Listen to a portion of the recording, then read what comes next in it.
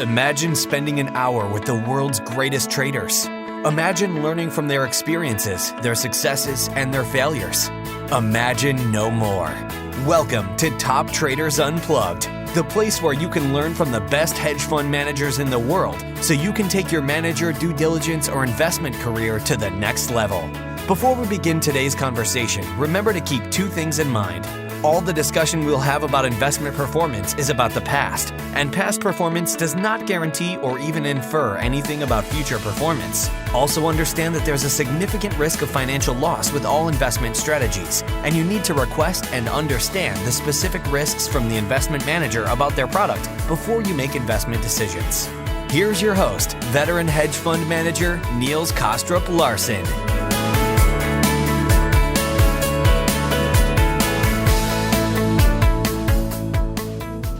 Welcome to another episode of Top Traders Unplugged. Thanks so much for tuning in today. I really do appreciate it. On today's show, I'm talking to Karsten Schroeder, co-founder and executive chairman of Amplitude Capital. Amplitude Capital is one of the most successful short-term CTAs in the world and have received many international awards for top performance and excellence in their field.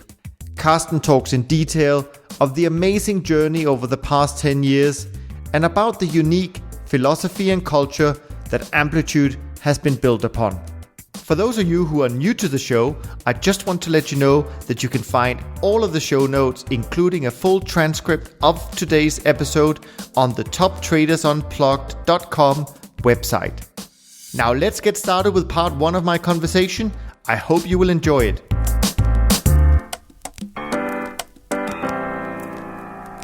Karsten, thank you so much for being with us today. I really appreciate you taking the time. Thank you. Thank you for having me, Niels.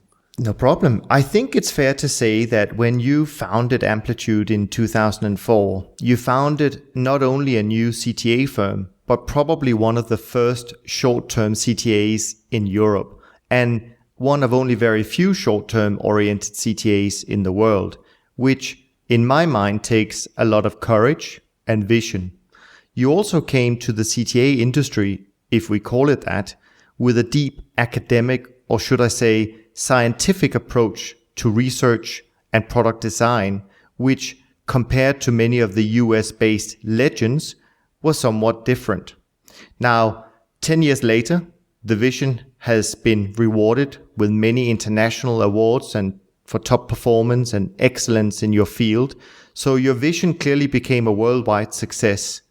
But before we go into the details about the company today, I would really appreciate if you would take us all the way back to the beginning, telling us your story and what led you to having the vision, the courage to pursue this career path. And feel free to go back as far as you want, since I know you have an interesting background. Yeah, thank you, Niels. It's been, as you said, it's been an interesting journey, without any doubt. And I guess if you put ourselves back 10 years ago, we would have not thought that 10 years later, a decade later, we would be where we are now. I guess that's probably very common for every entrepreneur who will start out, who will certainly have great aspirations and great vision. But, you know, at the end of the day, it's so far away at that point in time that you don't even dare to dream about it, and you are also so concerned with a tremendous amount of everyday problems. And the reason why we started Amplitude was because we were all very passionate about trading. We were all very passionate about building models, together with Peter Voss, a good friend of mine who I got to know during my military service time back in Germany, and Steffen Bendel, whom I went to school with. Okay. We started working on Amplitude actually already a couple of years before we actually set it up in London back in 2004, building our own trading models and just exploiting the markets, or not exploring the markets and Sure. Seeing what's possible there. And it's interesting that you made the remark that it is somewhat of a difficult venture to build up a short-term trading CTA, and that we were certainly one of the first firms who attempted to do so back in 2004.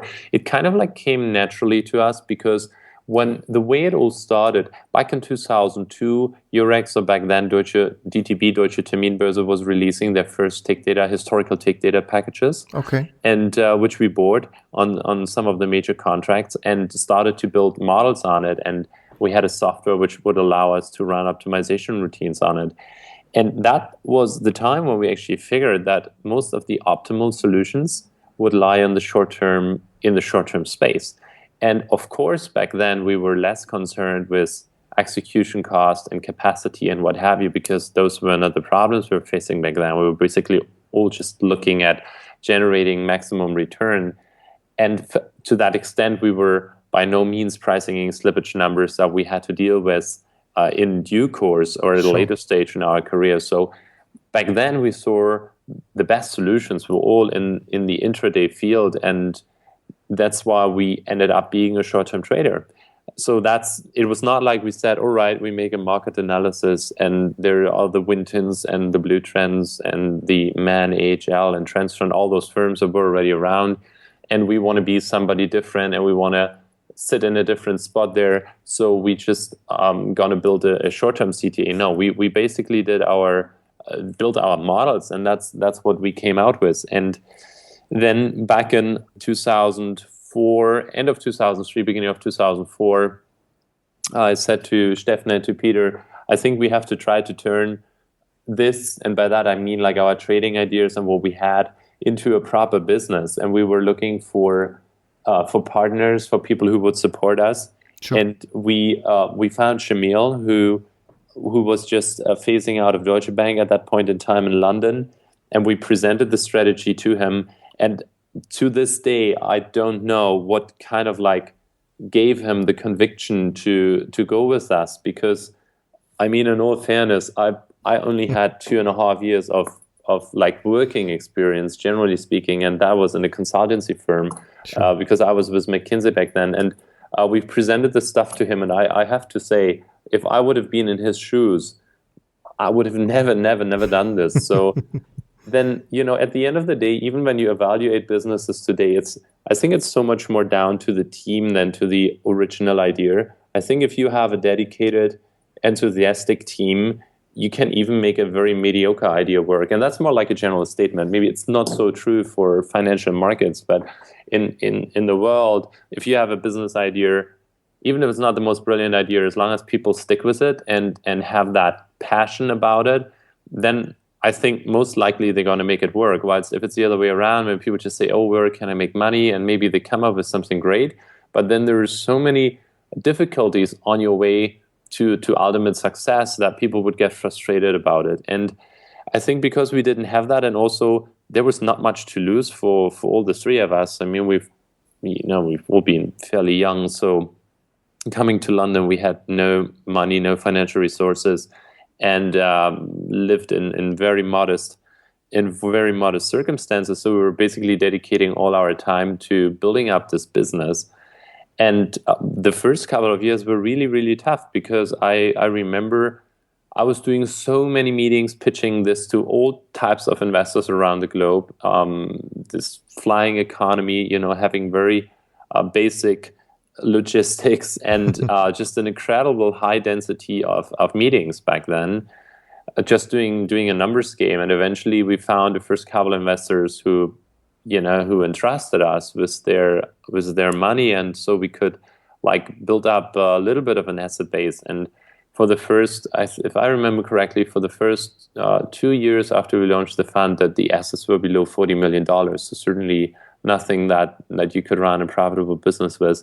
And then within a year, within 2007, basically from mid-2007 to mid-2008, it like totally turned around. So we grew assets pretty aggressively, and we soft closed, pretty quickly hard closed our flagship fund back then, Amplitude Dynamic, which is the 2-day holding period program. And that more or less came overnight, to be honest. And we thought like, wow, we've been dreaming about this for so long, and times have been so uncertain and so difficult, and now eventually we got there. So that was a very very rewarding kind of situation, I have to say. Sure. No, it's a fantastic story, Karsten. I want to take you a little bit back again before we leave that, because I'm interested in knowing what it was that you saw in the short-term space, in the sense that, computer power at the time obviously wasn't as great as it is today. And so what was it? What kind of intuition did you have that made you decide that here's some really good opportunities, if you remember? Well, as I said, back then when you were running a data set and just a sharp optimizing routine, your optimum solutions would come out in the short-term trading, in the short holding period area. Okay. And that, of course, can change completely if you would feed in costs. So the more cost you would feed in, which means the more assets you have to manage, then obviously you would arrive at totally different strategies. And don't forget, back then when, it was just about, like, this whole short-term game was just about to start. Yeah. The data you were working on, it was not really penetrated by a lot of short-term trading activities so far. So, and the markets were very healthy, and by that I mean they were free of any interventions. We had healthy trends, we had good movements. It was it was a good market environment, and so short-term trading back then, I mean, the first couple of years, it was just really good. It was a really good market environment. Sure. And just out of curiosity, the trading you did and your partners did before even starting this, was that also in the short term, or was it just completely different type of trading until you started your research? So very early on, like, the proprietary trading that we were doing was more on a discretionary basis. And then we built the first models, and that was more, I would say, more medium term. Sure. And then when we ultimately built these models that we then pitched, we focused more actually on the model building activities, in particular towards the end of 2003 and beginning of 2004. And then when we had Shamil on board, we were really concerned with, like, building up the infrastructure, building up the office. And I think the prop trading before launching the fund, which happened in June 2005, that prop trading then only started like in November or December. So we had like half a year of prop trading activities beforehand. Sure. And could you give me just a brief overview for now, at least, of the programs you run today and where they are in terms of AUM? Yeah, we basically have two programs. We have Amplitude Dynamic, which is the one I was describing in this brief history, which is a 2-day holding period, short-term CTA program that trades all asset classes, and it currently trades around $1 billion. Then we have Klassik, which is an 8-day holding period program, has around 600 million in it. We have more reversionary elements in Dynamic than we have in Klassik.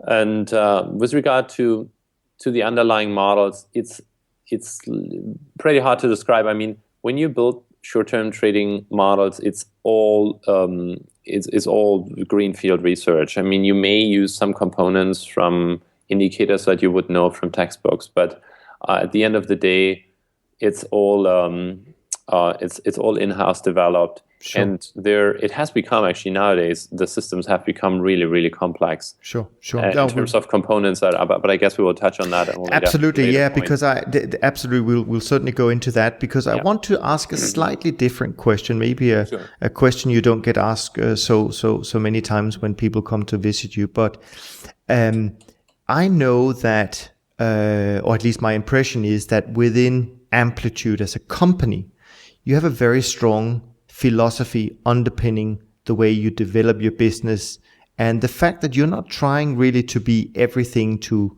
everybody, if I can put it like that. Can you tell me a little bit about this philosophy and what it means and what it has meant in the development of your business?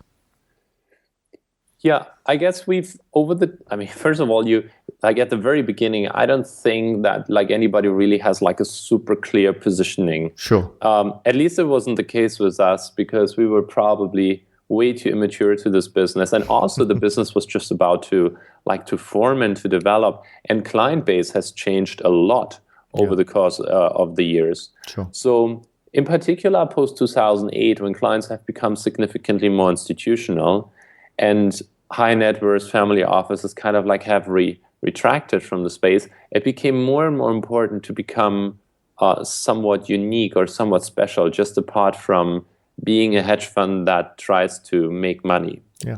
So we have really made ourselves a name for downside protection, which comes a little bit natural when you're a short-term trader, because you will be much quicker in terms of turning your positions around. Sure. But also because you like the way how you put your reversionary elements in there and so on and so forth, that can have that will have a pretty significant impact on your performance characteristics. So this is certainly one of the key elements that we have in mind. And beyond that, of course, we try, as like anybody else's, I guess, does, to make the most efficient system and to just to produce the greatest Sharpe and just deal with the challenging market environments that you face along the time.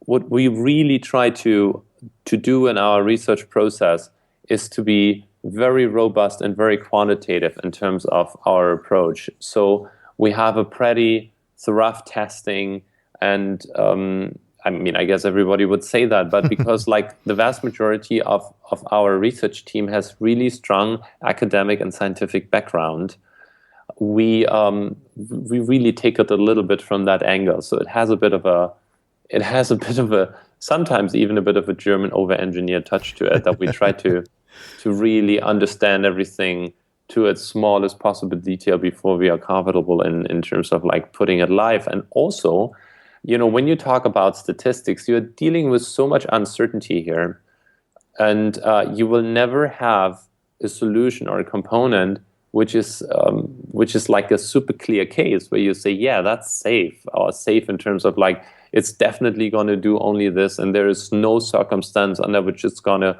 cause a problem. Most things under particular circumstances will actually cause problems, and we really try to take our time, even more so now, to really understand what those circumstances could be.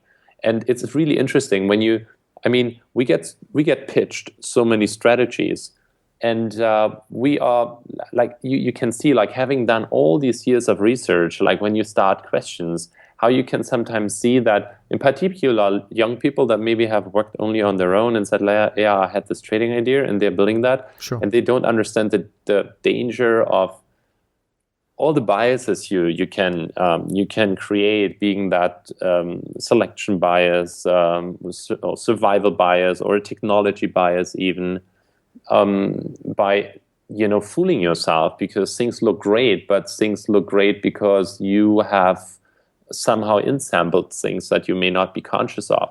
So that's really important for us when we're trying to put a great deal of effort in it on our research process to mitigate these potential dangers as much as we can. Sure.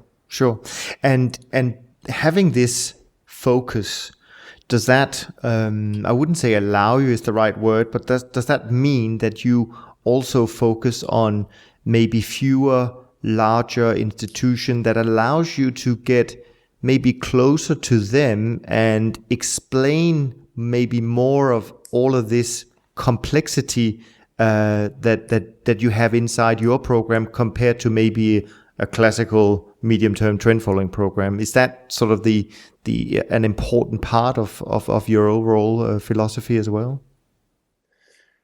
Yeah, it certainly is. With the product we have, which I would call somewhat esoteric, it's not super easy to understand. It does require a fair bit of due diligence and a fair bit of understanding from the investor side. And in particular, nowadays, where performance in the space has been very mediocre. Sure. So you want to make sure that you have a very educated client base. And I sincerely hope that the good times will come again. And believe me, we will be super selective in terms of the people we take on board, because we have to give a lot of credits to our clients. And I think as important as it is for an investor to choose the right fund, as important it is for a good fund to choose the right investors, because it becomes like a partnership. I mean, sure. we've worked together with the vast majority of our clients for such a long time. They know the programs to a very great detail. You want to be very consistent in terms of what you deliver, and that builds a working relationship. Sure. That truly builds a working relationship. I know, like, a lot of these words, and I hate all these buzzwords and all this bullshit stuff. Like when people say, "Oh yeah, we're like building a relationship." Well, I can understand now what it actually means with some of these bigger clients that you've worked together with for years, and I mean like 5 years or 7 years or 8 years, and have had, I don't know how many hours of strategy calls. It would probably be weeks of strategy calls where they really understand what you're doing and get comfortable with what you are doing. And I think it's very important. I think it helps you. It may be significantly more difficult to get a client in the first place. Sure. But it will pay out in the long run, because no matter what strategy you run, you will eventually face some difficult times. And having clients that understand what they get themselves into and are not just chasing your most recent performance is super important. Is super important from our perspective. And as I said, I can only reiterate this point. We are extremely happy with our client base, and we have to give a lot of credits to these institutions and the people who work there in terms of like how they make their decisions, how they manage their portfolios, and how they work together with us. Sure. No, absolutely. I want to shift gear a little bit and talk about just the organization as a whole. I don't want to necessarily go into all the details, but I'd like to know how you have organized the business, and maybe in particular, because obviously a short-term manager may have other requirements than a medium or long-term manager, but also technology-wise, and are there some things that nowadays can be outsourced successfully, or is it important to keep everything in-house in your opinion? Well, we try to keep as much in-house as we possibly can, because when you're so reliant on technology, being that on the research, but even more so being that on the trading, you don't necessarily want to rely on too many outside parties. There's only one component really that we've outsourced, which is our CRM system, and I think we've lived through 3 different providers, and it's just a continuous nightmare. It's just like really, really horrible. And so having that experience, I mean, it's CRM, so you kind of like take a manual override to that. But imagine if this would be on the trading or on the research side, it would be a disaster. Sure. So we're trying to keep as much in-house as we can. So you have a pretty strong IT and technology function within the firm, which will support the trading, the execution, and the research. Sure. And we have built that up over the course of the years. And then we have our execution research, and we have our strategy research. Okay. So that's kind of like how it's grouped. And I would say on the other functions in the firm, we're trying to be super slim and super efficient. I mean, as you may know, we only have one person really doing the investor relations, which, given that we have a fairly small number of investors, that's perfectly fine. Sure. And he is supported by our 2 assistants who help him a great deal in terms of like organizing everything and keeping all the documentation in place. And then we have the operational side, and we have our CFO John, and that kind of like rounds up the business. Sure. And do you have, for the 2 programs you're running today, I mean, is there such a number as an optimal size? I know that Dynamic has been soft close or hard close, however you want to put it, for a while. But is there, given the strategies you have currently, a number that you have in mind where you say, once we get to this number, we'll consider whether we need to grow any further with these strategies? Yeah. So with Dynamic, we are currently. It's only available through Symphony, which is like a feeder, a blended version where you have to invest into both programs. Sure. And there is really small and limited capacity left. We have conversations with our existing client base. We have received a fair amount of additional allocations this year from our existing clients, and there are some outstanding mandates where the decisions are yet to be made. Sure. That could drive, I personally would say very likely a closure of Symfony, which means that there is no more access to dynamic. Sure. Neither, it hasn't been as a standalone for years and years, but also not through this blended version. And then we will grow Klassik from there onwards. And the ultimate capacity in Klassik we would currently see at around $3 billion. So having around 1.2, 1.3 in dynamic, and then 3, maybe 3.5 in Klassik, it would bring the firm just slightly south of $5 billion, which I think is a really good number. I mean, that's definitely a number we want to get to. We will see how long it takes. I mean, sure.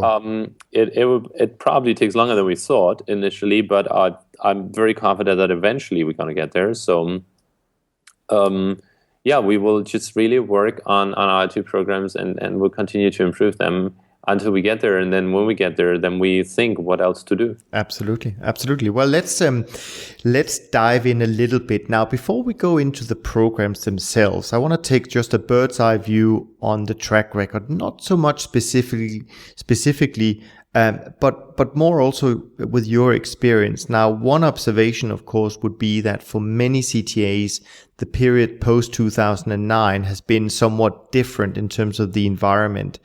And so I wanted to ask you, firstly, whether that's something you have noticed as well in your own, trading programs, and also when looking at your track records. And I know, of course, that Klassik started in 2009, but certainly with dynamic, is there anything one should look at in terms of looking at the track record in stages where perhaps upgrades have taken place and where it's maybe changed a little bit its profile from the initial part? Because I guess sometimes when you look at track records and they can be 10, 20, 30 years long, you're not really expecting to have the same structure of the program that they had 30 years ago that having that today. So how does it fit in with your programs, Karsten?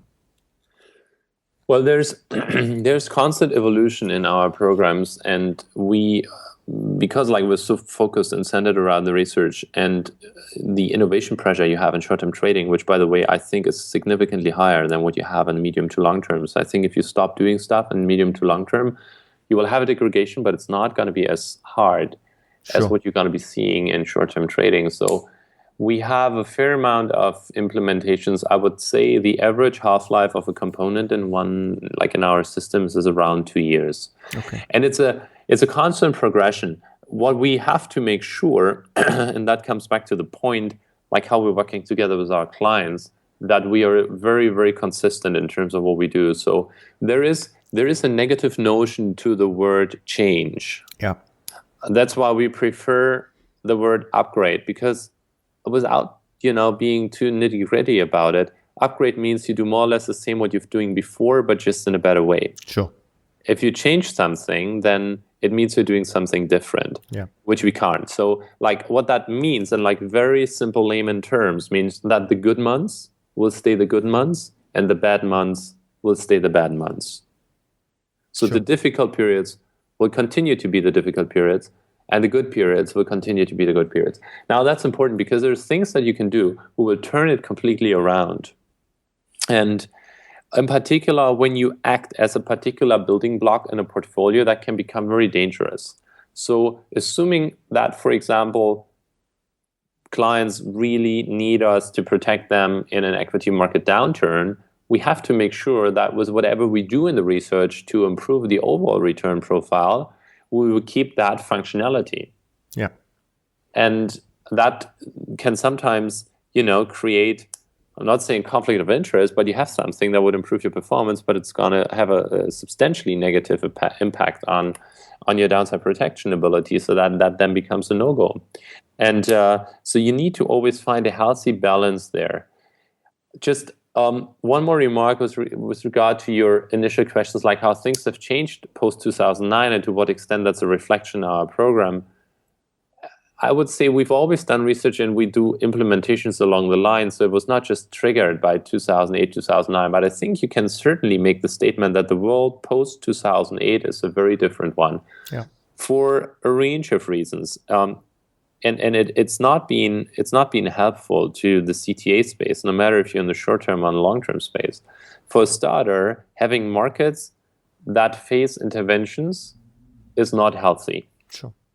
So there are two factors. There was the fiscal policy from the U.S. central bank with all the quantitative easing, which takes place in a counter-trend manner, is not helpful. So you get bad news, then you have activity. They try to stabilize those markets. So whenever you kind of like going short because it looks like there's a sell-off, a market's going a little bit south, that's going to be stopped through either statements or activity from the central banks or statements from the politicians. On top of that, which made it actually even worse on a completely different level, was the way how the sovereign, the European debt crisis was managed. And I would say that out of like all possible people, I would say Merkel is probably the person that had cost the CTA industry the vast majority of money. Okay. Because the way she's handled this crisis, which was a salami tactics with no clear positioning from the very start, but just in a firefighting mode, it's been horrible for the markets from our perspective, because it would just kill any clear trend, and it takes the natural dynamics away. The markets have become, at least like in 2011 or 10, 11, 12, like ever since it started, have become so news sensitive to those kind of things. So you had like a negative news flow because some troika was visiting this peripheral states and found holes in their budget, and then the markets were taking a negative view on it. And a couple of days later, then the ECB or France and Germany were just committing to another rescue package, and then the markets like traded up again. So that was just like really not helpful. Sure. And beyond that, commodity markets have been challenging, which they have always been in history. So with commodity markets, you always had periods where they were super attractive and periods where they were like challenging. But when everything comes together at the same time, that obviously creates an environment which just been like tricky. Sure. And I would say in terms of model building, you have 3 breakpoints. So you have 2004, 2005, which is the advent of short-term trading. Okay. So you have like very simple models to work up until then, and then decay afterwards. That's relatively easy to work away. Then you have post-2008 with all the things we've described. Mm-hmm. And then you have actually post-mid-2010 or like let's say from the start of 11 where it got really bad. Sure. And I would say up until end of 2010, we have like really, really good systems who can handle everything. And then post 2010, it becomes a bit specific. So, so they're like, it becomes really hard to like work the last 3 years. Sure. And for the reasons I mentioned. Yeah. And all increased increased correlation between the markets, which hopefully now goes the other way, because with Europe going a different way than the US could be very helpful. Sure. And then we have obviously this government intervention factors, which I think in the US is coming down as well, which is great news. And then Europe going the other way. So we'll see how that plays out. But yeah, that's what we've been. Those are the challenges that we have to deal with. Sure. And just before we leave that and we go into the trading programs, do you think, well, 2 things actually. One, have you noticed this kind of, I mean, I don't know how far you've gone back in your research, but I mean, have you noticed something similar back in time, meaning that, okay, maybe it's been, 2, 3, 4 years now, and it's been difficult, but it's not unusual. I recently heard a study that Larry Hyde and his team at ISAM had done going back up to 800 years, and they were basically saying that, this is really not unprecedented, and, it's happened before and it's going to happen again. So that I was just curious whether you had noticed anything from the short-term point of view in the same direction, and also whether or not the last few years actually speeds up model decay, or whether model decay is more or less a constant regardless of environment. Yeah, first of all, I mean, I have to say, I don't know what use there is to go back 800 years. It sounds to me like rather weird, to be totally honest. Sure. And certainly from our perspective, I don't know what Larry Hyde is doing in his programs, and it's actually none of our business, and it's none of our competitors neither. So from our perspective, it is unprecedented. Okay. For the reasons I've given. Yeah. And this, you also have the factor that obviously technology has advanced significantly. So when you run like whatever we do now, you run that on data, let's say pre-2005, it looks, of course, great, because that's something that we call technology bias. Sure. So today, with like all the experience you have and all the computer power you have, you will be able to build strategies and models that you would have never been able to build back then. Sure. And it's like fighting yesterday's wars with today's weapons. Yeah. I mean, that's like the same. I think that's a very similar. Sure. Or it's an analogy. So,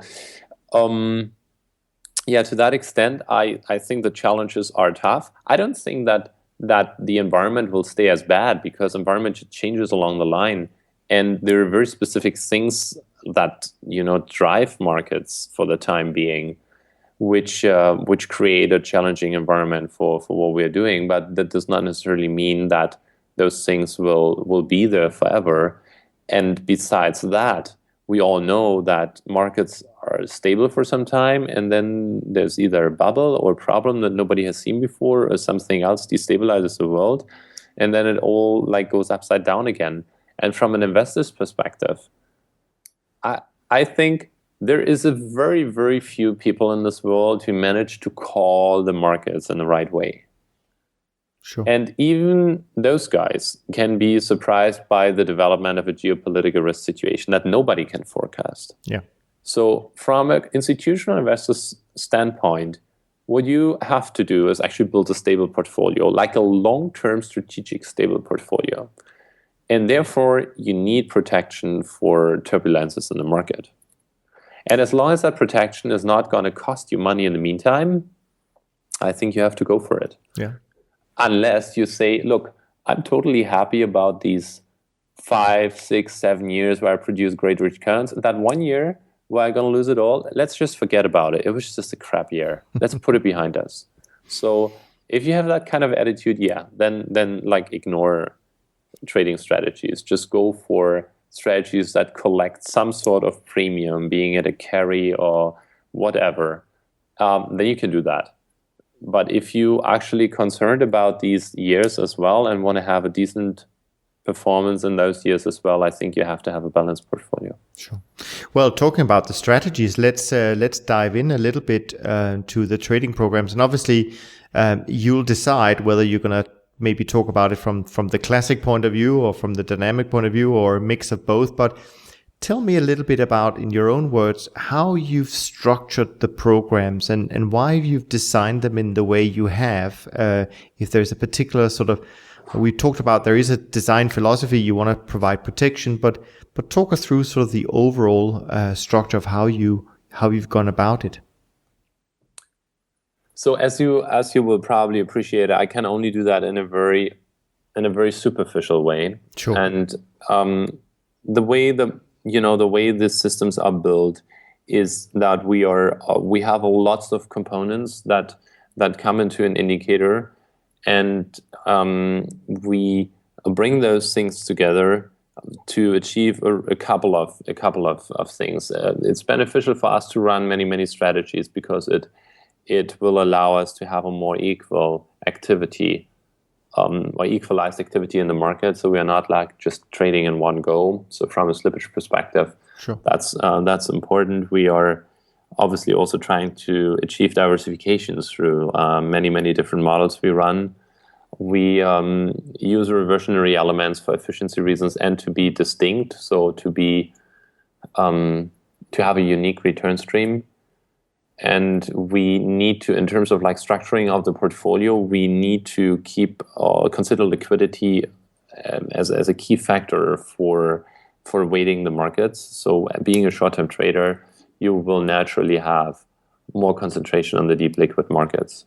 Sure. because otherwise the slippage is just going to go through the roof. And in particular, as you accumulate assets, it becomes a factor. Yeah.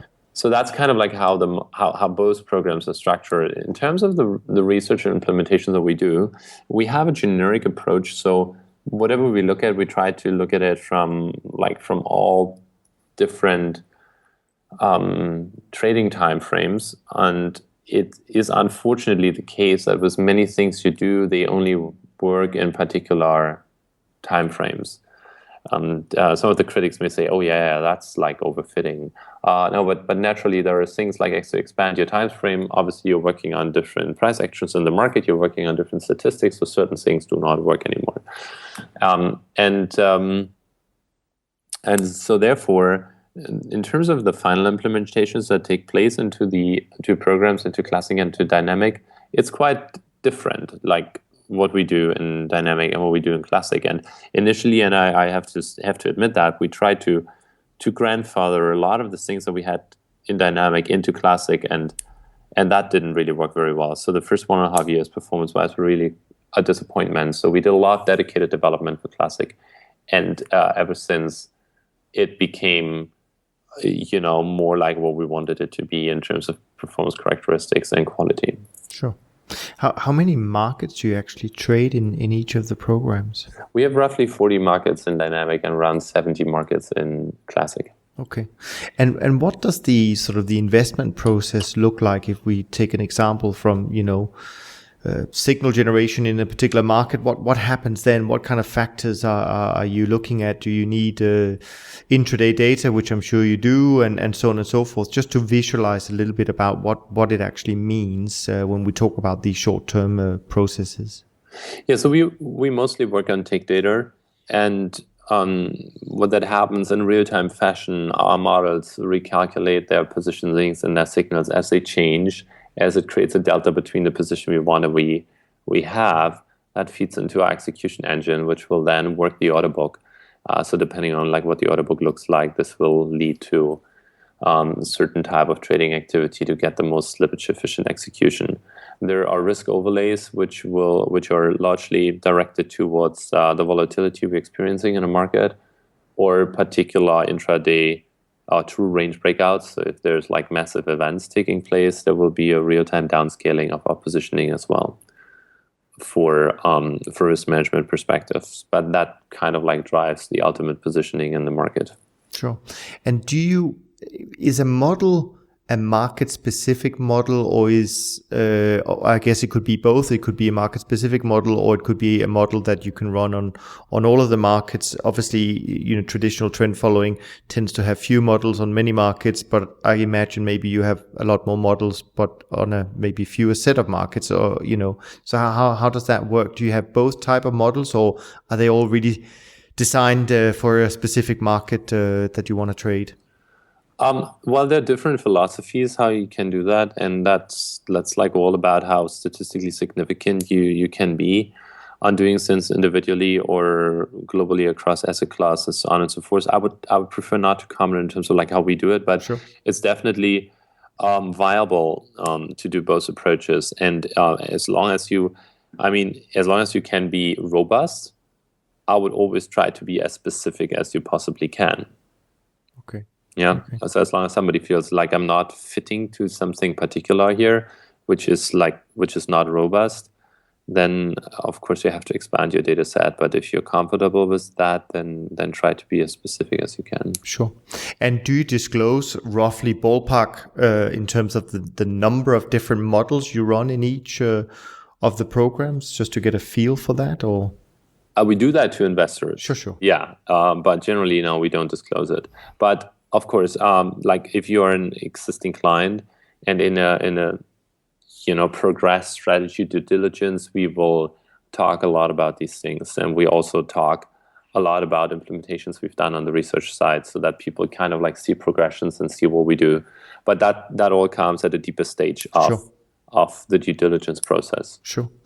And would you be able, because obviously the audience has very varied experiences in some sense, is it possible for you to visualize generally the difference between sort of a trend following model and a mean reversion model, if you were just going to try and sort of explain it as to not specifically how you approach it, but just generally how you approach the two different types of models?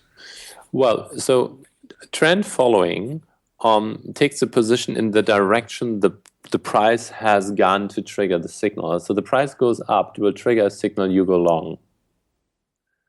With mean reversion, or counter trend models, as like the name alludes to, the position you will take actually goes into the counter direction of the price movement in the market that will actually trigger your signal.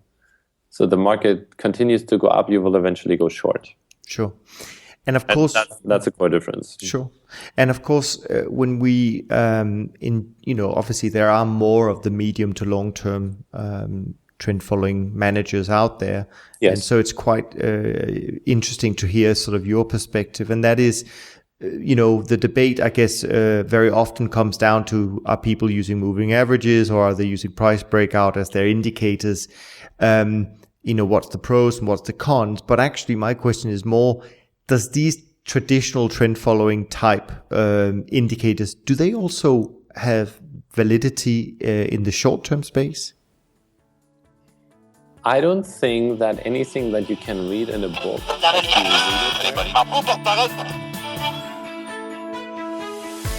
Thanks for listening to Top Traders Unplugged. If you feel you learned something of value from today's episode, the best way to stay updated is to go on over to iTunes and subscribe to the show so that you'll be sure to get all the new episodes as they're released. We have some amazing guests lined up for you, and to ensure our show continues to grow, please leave us an honest rating and review in iTunes. It only takes a minute, and it's the best way to show us you love the podcast. We'll see you next time on Top Traders Unplugged.